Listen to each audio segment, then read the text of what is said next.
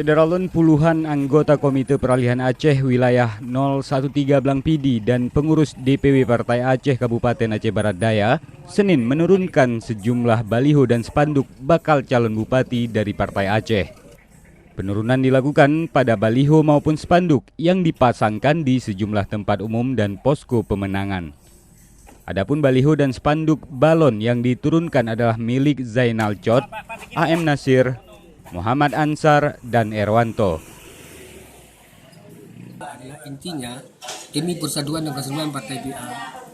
Karena kalau baliho lebih awal kita pampangkan di Abdia, ini mungkin besok baliho yang kita pampangkan itu mungkin tidak akan terjadi menjadi balon bupati ataupun balon wakil bupati.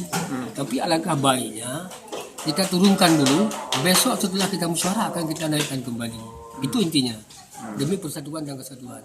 Penurunan baliho itu dilakukan untuk menjaga nama baik Partai Aceh dalam menetapkan balon cabub dan cawabub Aceh Barat Daya yang akan diusung Partai Aceh.